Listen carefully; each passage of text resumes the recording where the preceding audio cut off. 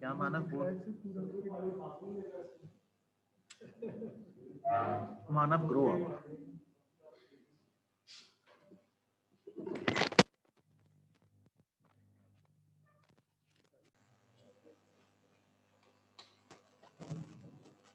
So let us start with our discussion ahead.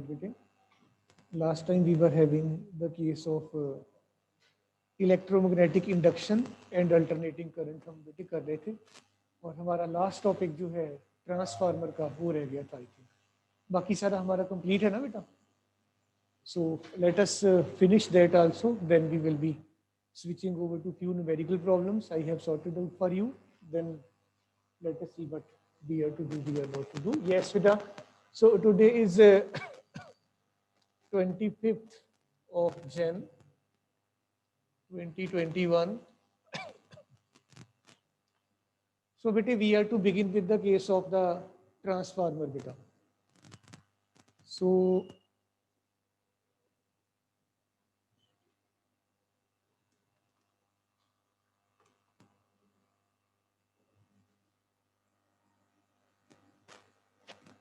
Transformer बेटे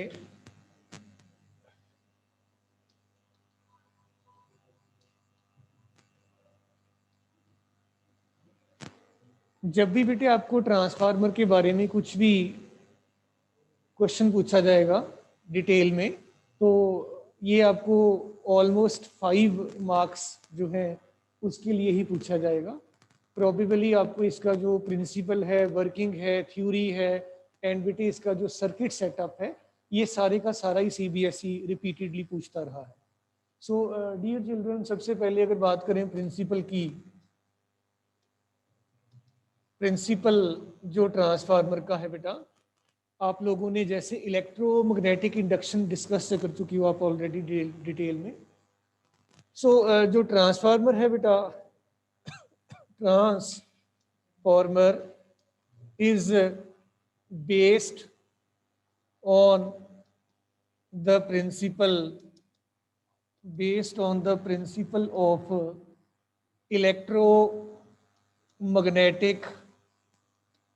electromagnetic induction बेटा। बेटे electromagnetic induction के लिए ज़रूरी है कि आपका जो कॉइल हो, इस कॉइल में हमारे पास 2 टर्मिनल्स हों, एक इनपुट के लिए एक आउटपुट के लिए। इनपुट के लिए हम अलग से अपना एक कॉइल मैनेज करते हैं, आउटपुट के लिए अलग से मैनेज करते हैं। उसको हम accordingly primary and secondary coil जो है वो कह दिया करते हैं। और जैसे आप जानते हैं लूज कपलिंग, टाइट कपलिंग आप ऑलरेडी डिस्कस कर चुकी हो बेटा। कपलिंग जो है वो परफेक्ट हो, फ्लक्स का लॉस ना हो, इसके लिए हम बेटे उसके ऊपर एक सॉफ्ट आयरन का जो कोर है ट्रांसफार्मर के इंटीरियर में, वो मैनेज कर लिया करते हैं। ट्रांसफार्मर बेसिकली आपका जो है इलेक्ट्रोमैग्नेटिक इंडक्शन के प्रिंसिपल पे बेस्ड तो है, लेकिन ट्रांसफार्मर बेटे करता क्या है, इसका काम क्या है?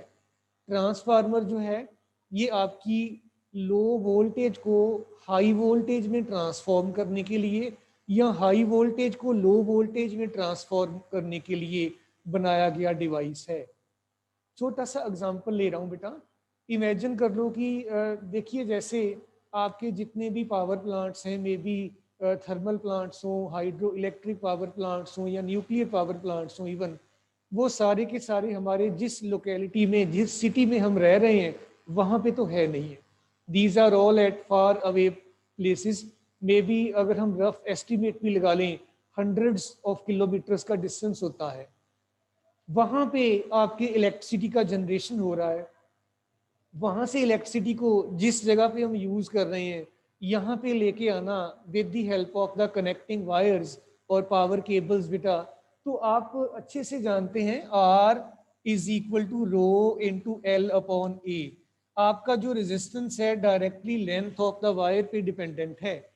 इट विल मीन दैट कि आपका इतना ज़्यादा लेंथ होने की वजह से आपका जो वोल्टेज का ड्रॉप है अक्रॉस द केबल बहुत ज़्यादा हो जाएगा, और आपके यहाँ पे वोल्टेज का बहुत ज़्यादा लेस न्यूमेरिकल वैल्यू आपको मिलेगा।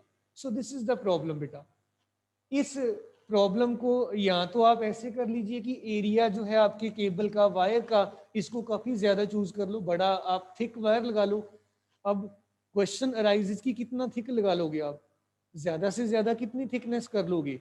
तो उस अगर कर भी लोगे बेटा, then we will say that hundreds of kilometres के लिए अगर आप बहुत ज़्यादा thick cable, area of cross section ज़्यादा वाला केबल यूज़ करोगे, तो इस तरीके के केबल को इंस्टॉल करने में ये कोई इकोनॉमिकल नहीं होगा, और जितना आपका इलेक्ट्रिसिटी का बिल आएगा पावर केबल्स को इंस्टॉल करने के लिए, उससे ज़्यादा आपको स्पेंड करना पड़ जाएगा।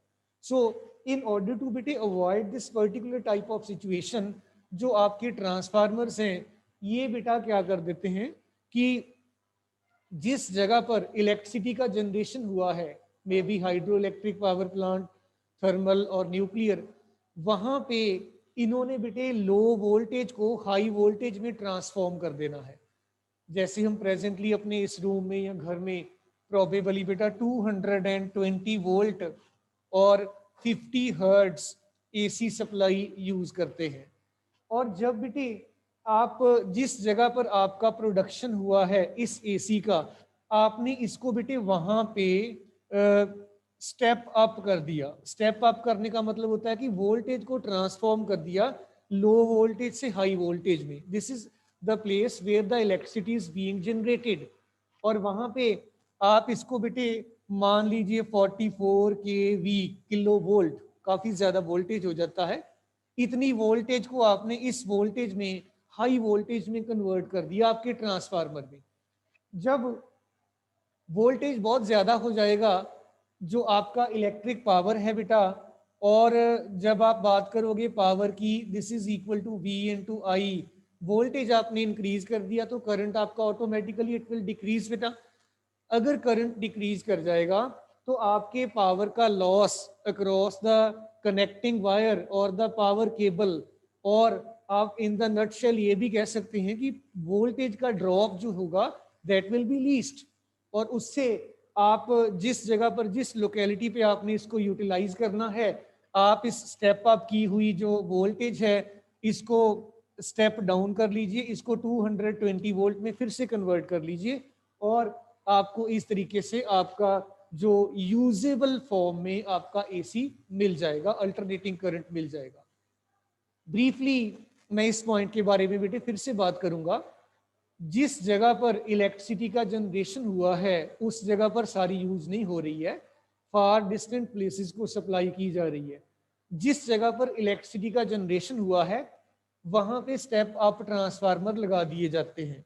ये ट्रांसफार्मर क्या करते हैं, 220 वोल्ट की एसी को काफी ज्यादा हैवी वोल्टेज में कन्वर्ट कर देते हैं। एंड आफ्टर दिस कन्वर्शन बेटे क्या होगा, आपके पावर केबल के अक्रॉस वोल्टेज ड्रॉप मिनिमाइज हो जाएगा, आपका करंट का लॉस मिनिमाइज हो जाएगा। एंड जब आप इसको अपने लोकेलिटी में, अपने पर्टिकुलर स्ट्रीट में ट्रांसफार्मर लगे देखते हैं, वो स्टेप डाउन ट्रांसफार्मर होते हैं। वो इस 44 केवी को अगेन 220 वोल्ट और आपका करंट ऑटोमेटिकली बढ़ जाएगा, in according to this specifications convert कर देंगे, और this is the readily usable form of alternating current, और हम इसको यूज कर लेंगे बेटा।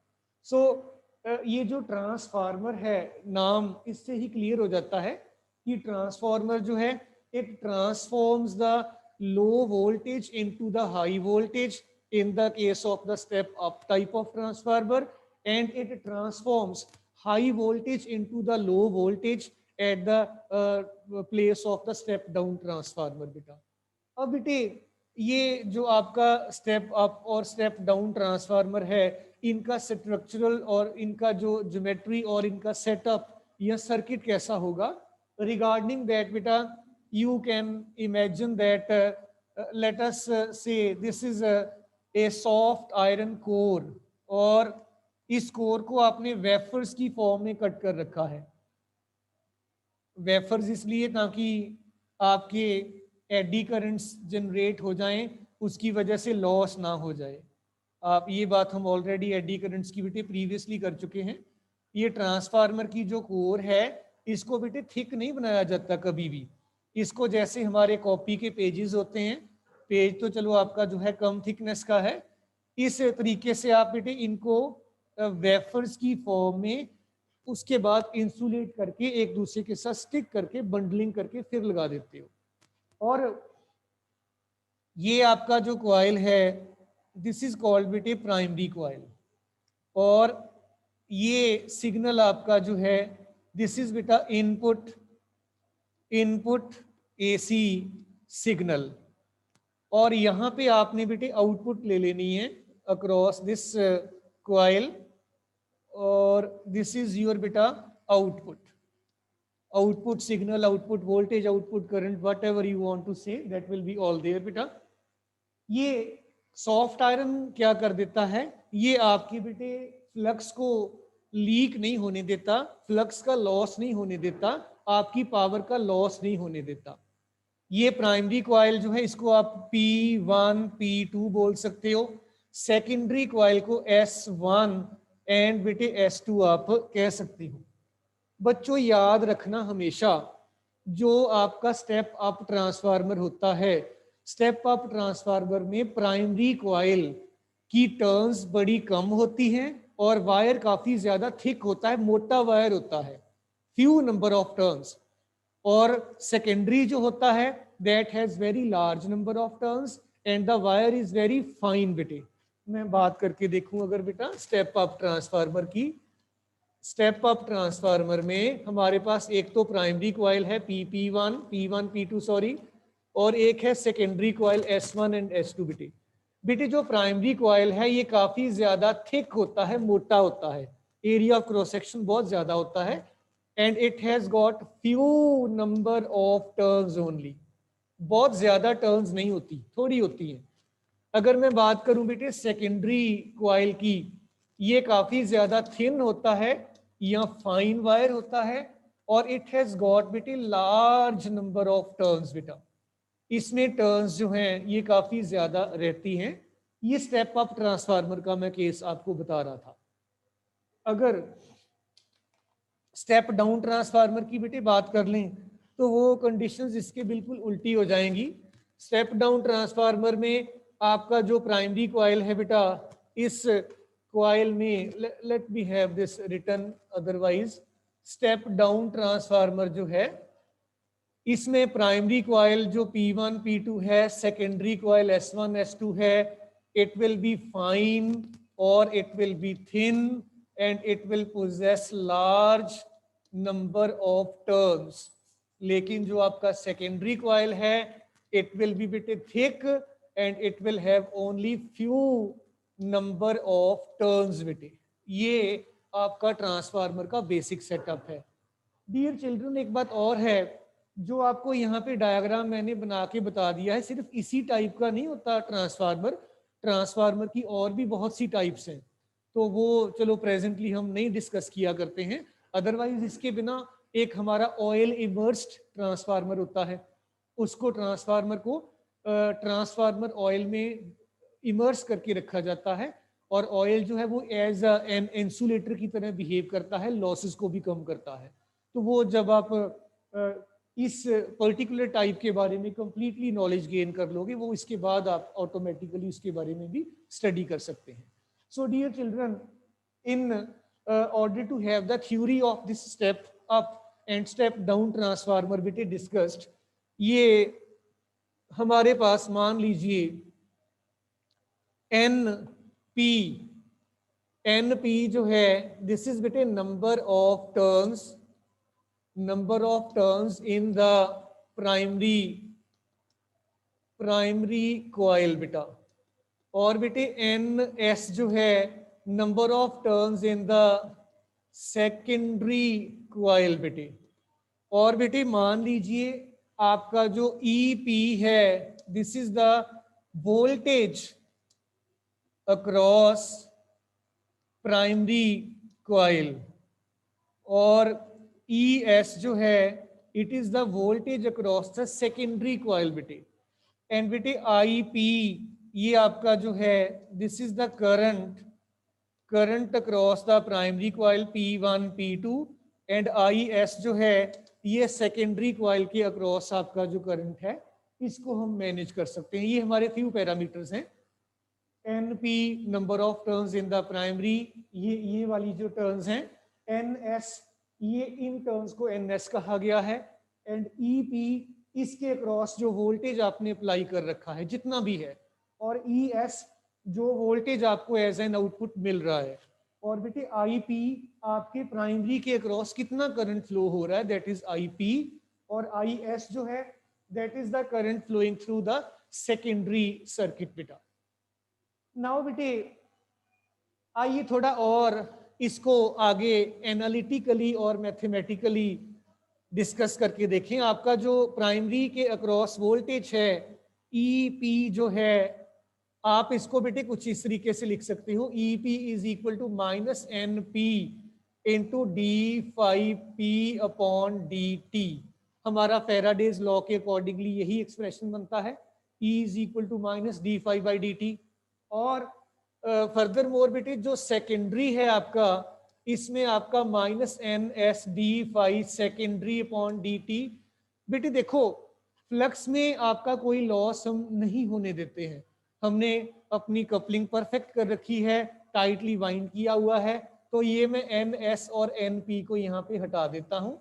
मैं अगर बेटे इस इक्वेशन को इस इक्वेशन से डिवाइड कर दूं, सेकंड वाली इक्वेशन को फर्स्ट वाली से बच्चों डिवाइड कर दिया, 2 को 1 से डिवाइड कर दिया, I will be definitely having that बेटा ES अपॉन EP, ये आपके पास बेटे आ जाएगा NS अपॉन NP। ये आपको बेटे रेशो जो है इसके बारे में बता देता है। कई बार आपको बेटे आपके पेपर में अलग से पूछ लिया जाता है कि ट्रांसफार्मर रेशो क्या चीज होती है। ट्रांसफार्मर रेशो को बेटे let me right it again, transformer ratio को बेटे हम K से डिनोट किया करते हैं, कैपिटल K। और ये बेटे आपके पास होता है number of turns across the secondary and number of turns across the primary, इसको ट्रांसफार्मर रेशो कहते हैं।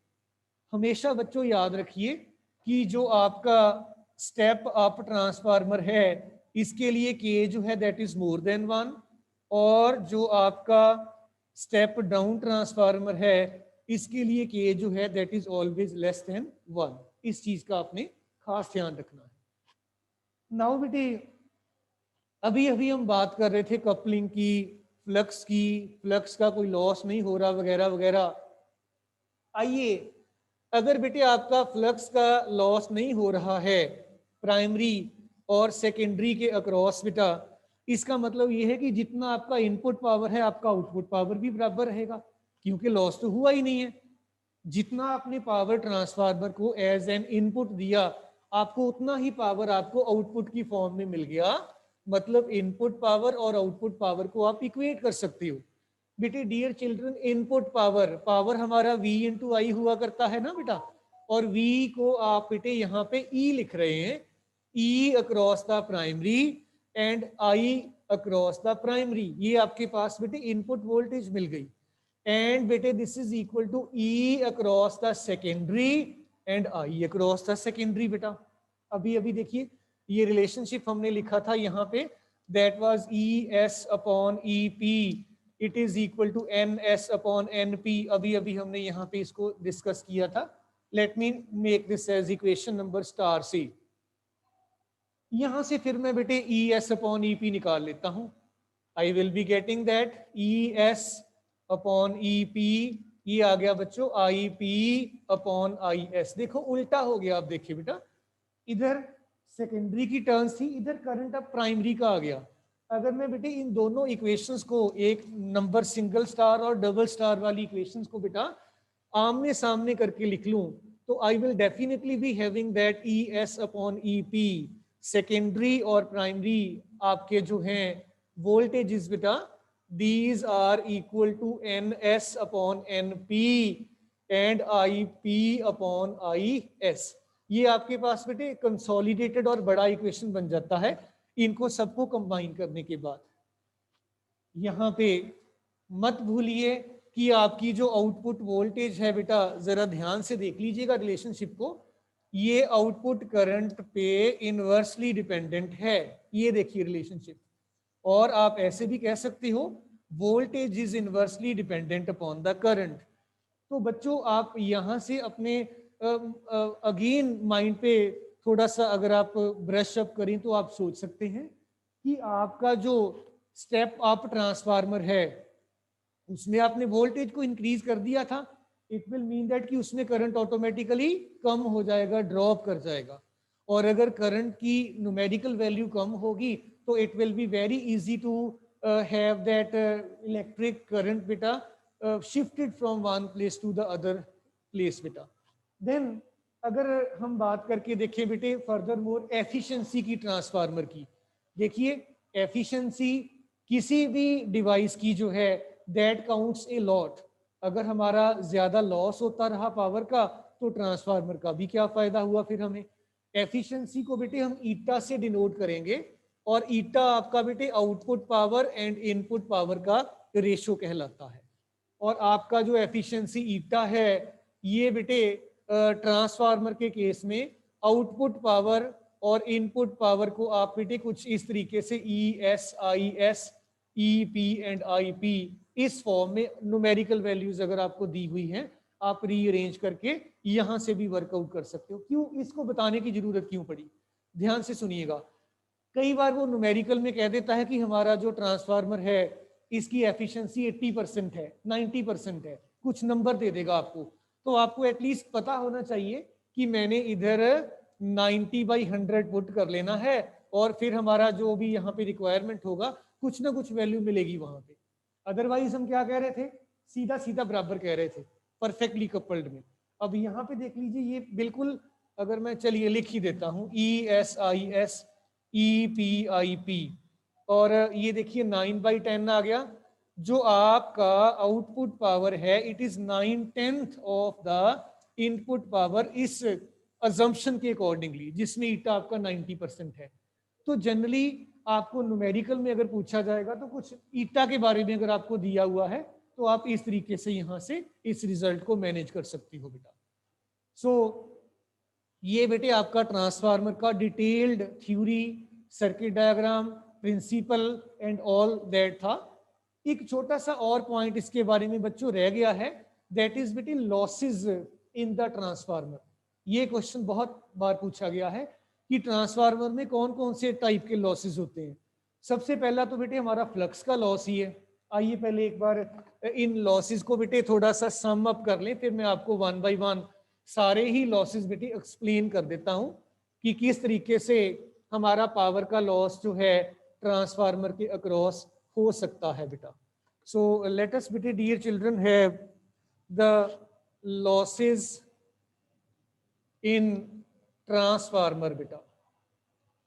ट्रांसफार्मर में कौन कौन से लॉसेस हैं। पहले बेटे होता है फ्लक्स लॉस, मैं सारे डिटेल में करवाता हूं आपको।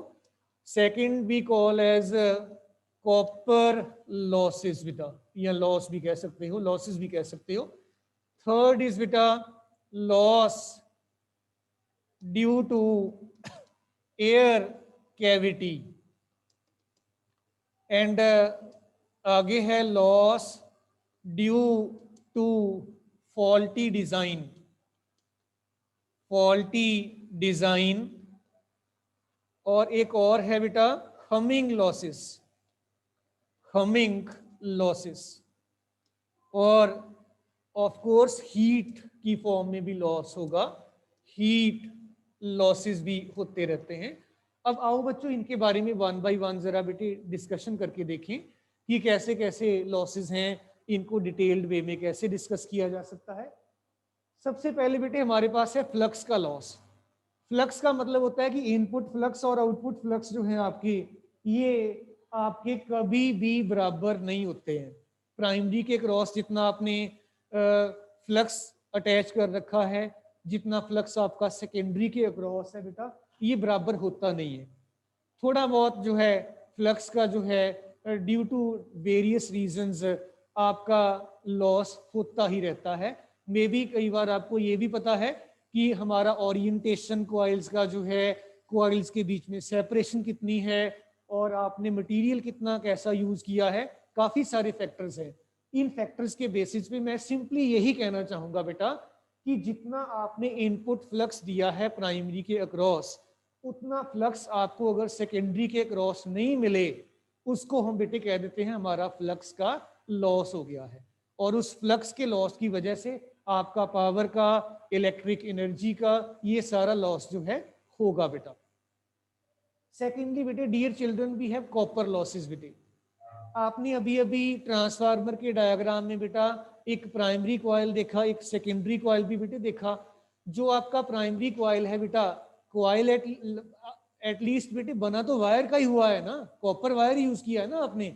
आप लोग न्यूज़पेपर में सुनते भी रहे हैं कि जी ट्रांसफार्मर में से कॉपर निकाल लिया किसी ने। Sometimes we have such type of news बेटा। वो कॉपर मेटल थोड़ा कॉस्टली मेटल है, तो कॉपर मेटल की वायर आपने प्राइमरी और सेकेंडरी वायर जो है कॉपर की बना के लगाई हुई है। जितना मर्जी आप लेंथ ले लीजिए बेटा, फिर भी कॉपर का जो थोड़ा बहुत रेजिस्टेंस आर जो है रो इंटू एल अपॉन ए, थोड़ा बहुत तो बेटे आपका जो है रेजिस्टेंस ऑफर करेगा। अगर आपके पास hundreds and thousands number of turns होती हैं ट्रांसफार्मर, एक ट्रांसफार्मर्स में थोड़ी नहीं होती है बेटा। और आपको ट्रांसफार्मर की वाइंडिंग जो है वो with the help of sophisticated machines करवानी पड़ती है, ताकि आपका जो वायर है एक तो वो बराबर बराबर के डिस्टेंसेस पे एक दूसरे से वाइंड अप हो जाए और वाइंडिंग में कोई फॉल्ट ना रह जाए। अगर एक वायर आपका वाइंड ऐसे हुआ है, दूसरा थोड़ा सा इसके पैरेलल नहीं हुआ, ऐसे टिल्टेड हो गया, तो फ्लक्स का लॉस होगा फिर भी। सो यहाँ पे हमारा पॉइंट कॉपर लॉसेस के रिगार्डिंग यही है कि चाहे आपका प्राइमरी कॉइल है, चाहे आपका सेकेंडरी कॉइल है, कॉइल है तो एक वायर ही ना बेटा, वायर का रेजिस्टेंस तो होगा। अगर रेजिस्टेंस होगा चाहे थोड़ा ही हो, तो उसका लॉस भी होगा उसके across. So that is called our copper losses बेटा। Loss due to air cavity, अभी अभी हम बेटे बात कर रहे थी वाइंडिंग ऑफ द वायर हमने करनी है प्राइमरी के अक्रॉस, सेकेंडरी के अक्रॉस। बेटे डियर चिल्ड्रन, अगर चलिए आजकल तो मैं ये नहीं कहता हूँ मशीन्स के साथ हम वाइंडिंग कर लेते हैं। कई बार पहले इलेक्ट्रीशियंस जो हैं वो हाथ से वाइंडिंग किया करते थे। मैं ट्रांसफार्मर की बात नहीं कर रहा हूँ, मोटर वगैरह की बात कर रहा हूँ। ट्रांसफार्मर में तो ऐसे पॉसिबल नहीं हो पाएगा, मोटर के अंदर भी कॉइल्स होती हैं, इलेक्ट्रीशियंस हाथ से वाइंड कर लिया करते थे। अगर आप हाथ से वाइंड कर रहे हो, मान लो किसी जगह पर एक छोटा मोटा एयर का होल रह गया, एयर वहां तक ऐसे अंदर तक जा रही है, एयर का कैविटी बन गया, एयर इज इंसुलेटर बेटा, और वहां पे आपका जो है अगेन जो लॉस है पावर का उस कैविटी की वजह से बना रहेगा। So this is the third type of loss बेटा। देन बेटे loss due to faulty design, this is again very important point बेटा। मान लीजिए आपका प्राइमरी कॉइल जो है ये ऐसे है, सेकेंडरी में जब आपने कटिंग किया तो थोड़ा सा ये देखिए ऐसे टिल्ट हो गया, ये वाली साइड। जब आपने अपना जो ये किया था उसको वेफर्स की फॉर्म में कट किया, या तो उसको कनेक्ट करते टाइम ये साइड इसके पैरेलल नहीं आ पाई, उससे क्या होगा कि ये फ्लक्स इसके साथ प्रॉपरली लिंक नहीं हो पाएगा। ऐसे देख लीजिए ये, तो ये फॉल्टी डिजाइन की वजह से भी लॉसेस आपके ट्रांसफार्मर में चले रहते हैं। देन बेटे हमिंग लॉसेस, आप ट्रांसफार्मर के पास से जब कई बार निकलते हो अपने रास्ते में ट्रांसफार्मर देखते हो, गर्मियों में स्पेशली ट्रांसफार्मर के पास एक बड़ी साउंड सी आती है वर्र करके कुछ, तो दैट इज बेटे due to the vibrations of the core of the transformer. ऐसे जो लॉसेस हैं बेटा वो सारे के सारे साउंड वेव्स की फॉर्म में एनर्जी का लॉस जो है वो करवाते रहते हैं। इसको बेटे हम हमिंग लॉसेस जो हैं इनके नाम से बेटे पर्टिकुलरली कह सकते हैं। सो आपकी ट्रांसफार्मर को आपने इनपुट एसी लगा दिया, आउटपुट आप ले रहे हो, कोर में वाइब्रेशंस क्रिएट होती है, वो वाइब्रेशंस की वजह से साउंड क्रिएट होता है। तो अल्टीमेटली चाहे वाइब्रेशन हो चाहे साउंड हो, है तो एनर्जी की फॉर्म्स ही है ना बेटा, तो आपकी एनर्जी का लॉस जो है वहां पे हो गया। सो दैट इज हमिंग लॉसेस बेटा। देन बेटे हीट लॉसेस। हीट लॉसेस में बेटे हमारा यही है कि हमने ऑलरेडी वेफर्स तो बना ही रखे हैं, लेकिन फिर भी बेटा आपके एसी की फ्रीक्वेंसी 50 हर्ट्ज है, कभी पॉजिटिव है कभी नेगेटिव है, कभी पॉजिटिव, फ्लक्स बार बार चेंज हो रहा है। उस चेंज की वजह से बेटे एडी करंट्स जो हैं वो क्रिएट होते हैं, और एडी करंट्स आपके इस केस में बेटा जो थोड़ा बहुत हीट जनरेट कर देते हैं, और वो जो हीट है उसकी फॉर्म में हमारा एनर्जी का अल्टीमेटली लॉस हो जाता है। गर्मियों में जिन पर्टिकुलर लोकेलिटीज में, स्पेशली इंडस्ट्रियल एरियाज में जहाँ पे पावर का डिमांड बहुत ज़्यादा बढ़ जाता है, वहाँ पे बेटे ये हीट इतना ज़्यादा कई बार हो जाता है कि ट्रांसफार्मर को कूल डाउन करने के लिए पावर कट लगाना पड़ता है थोड़े थोड़े टाइम के इंटरवल के बाद, ताकि ट्रांसफार्मर को आग ना लग जाए कहीं पे। सो ये आपके ट्रांसफार्मर के बेटा लॉसेस थे। और ट्रांसफार्मर का यूज वो हमने बिगनिंग में कर लिया था। इट इज जस्ट टू बेटा have the proper distribution of the electric energy at the distant places by stepping up the voltage so that the current may be taken to the lower values in order to avoid the different type of voltage drop across the power carrying cable or the line beta। नहीं नहीं नहीं बेटे, ठंडा करने के लिए नहीं लगाए जाते, ना ना ना, वो दैट इज वन एस्पेक्ट। जब आपका बेटे देखो इलेक्ट्रिसिटी का जनरेशन जिस रेट पे हो रहा है, डिमांड उससे बढ़ गई, आपके पास चीज उतनी है नहीं, चीज को लेने वाला वो आगे जो है कस्टमर्स काफी ज्यादा हैं, तो आपको लिमिटेड देना पड़ेगा। सो वहां पे पावर कट उसकी वजह से, मेनली उसी की वजह से होता है। जैसे हमारा मॉडर्न जो लिविंग स्टाइल है, इसमें इलेक्ट्रिसिटी की डिमांड बढ़ी है जितनी, उतना उन्होंने बेटे प्रोडक्शन के ऊपर ध्यान नहीं दिया है।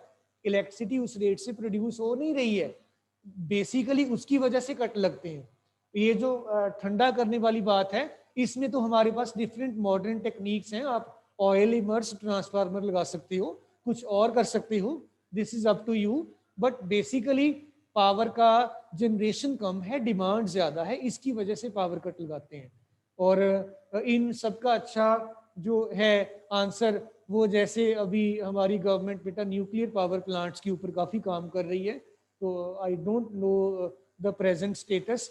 इन्होंने कहा था कि हमारे नॉर्थ इंडिया में भी एक दो जो न्यूक्लियर पावर प्लांट्स हैं वो इस्टेब्लिश किए जाएंगे, राजस्थान वगैरह में, और इन हरियाणा में नियर बाई एरिया जो है हमारा, फिर उसमें इलेक्ट्रिसिटी की कोई भी प्रॉब्लम नहीं रहेगी। लेकिन बात ये होती है कि न्यूक्लियर पावर प्लांट की, जैसे हमने अपना एटॉमिक न्यूक्लियस वाला चैप्टर डिस्कस किया था ना बेटे, वहां पे उसकी प्रॉब्लम ये है कि जो आपका न्यूक्लियर फ्यूल यूज हो गया, न्यूक्लियर फ्यूल यूज करने के बाद उसमें फिर भी रेडियो एक्टिविटी होती है, उसको डिस्पोज ऑफ करने की बहुत बहुत बड़ी प्रॉब्लम है। आप उसको जहां पे भी रखोगे वो रेडियो एक्टिविटी शो करेगा, और रेडियो एक्टिविटी जो है वो ह्यूमन सेल या किसी भी तरीके की लाइफ के लिए that is not good thing बेटा। सो उसको डिस्पोज करने की प्रॉब्लम थी। तो जो काफी बड़े बड़े साइंटिस्ट हैं, previously they were saying that कि it must be taken to the poles, और वहां पे डीप अंडर हमें उसको जो है दबा देना चाहिए वगैरह वगैरह, बिकॉज वहां पे कुछ लाइफ जो है एक्सपेक्टेड है कि कम है या नहीं है, ना के बराबर है। तो these type of solutions are also intimated by the young scientists side by side. So that is all about your बेटे ट्रांसफार्मर। कोई और बात आपकी है तो आप पूछ सकते हैं बेटा।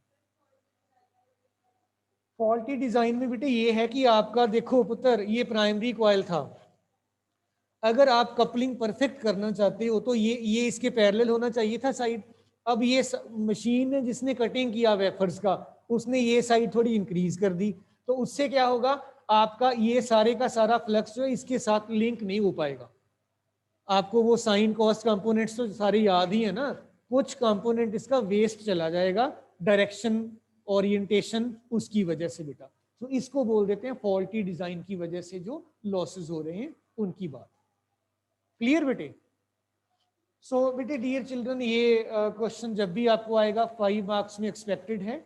आई थिंक हमने बात की थी, हमारा जो है एसी जनरेटर तो उन्होंने इस बार कट कर दिया था ना सिलेबस में से,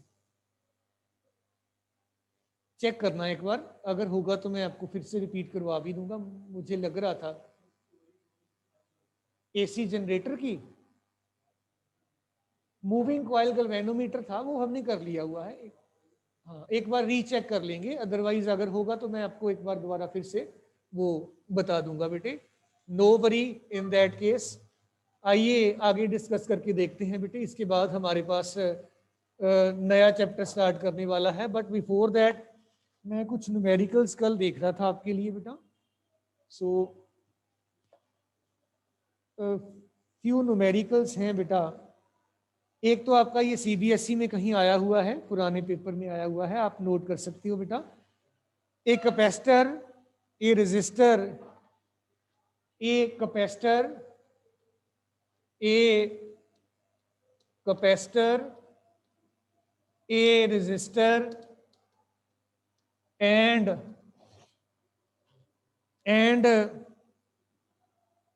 a 40 millihenry inductor and a 40 millihenry inductor are connected in series to an AC source, are connected in series to an AC source। आपसे पूछा क्या गया है बेटा, AC source of frequency 60 hertz, of frequency 60 hertz, इतनी frequency भी आपको दे रखी है। What we are supposed to do is that बेटा, calculate the capacitance of the capacitor, calculate the capacitance of the capacitor, capacitance of the capacitor if the current is in phase with the voltage, if the current is in phase with the voltage।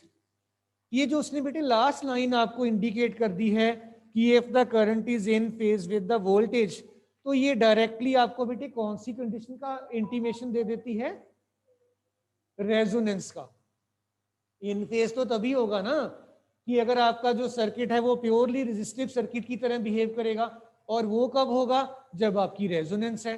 Otherwise देखो components आपके पास तीनों लगे हुए हैं series में, तीनों series में आपको वेल उन्होंने कहा है कि लगे हुए हैं, लेकिन उन्होंने लास्ट लाइन में आपको इनडायरेक्टली कह दिया कि आपका जो है रेजोनेंस कंडीशन की बात कर रहे हैं। अगर रेजोनेंस है बेटा तो आप बोलोगे कि omega into L will be 1/ओमेगा इंटू सी, और आपसे सी ही पूछा गया है ना बेटा, और ओमेगा को आप डियर चिल्ड्रन 2 पाई न्यू और 2 pi nu into C, C will be equal to 1/4 pi square into nu का भी स्क्वायर हो गया ना बेटा, और एल ये सारा डिनोमिनेटर में आ गया। आप आ जाइए बेटे, ये सारी वैल्यूज बेटे सब्स्टिट्यूट करके चेक कर लीजिएगा कि कितना आपका न्यूमेरिकल वैल्यू आ रहा है। सो इस तरीके से बेटे हम छोटे मोटे न्यूमेरिकल्स जो है we must be able to perform these all well. So thank you all बेटा, well has gone, we will be beginning with the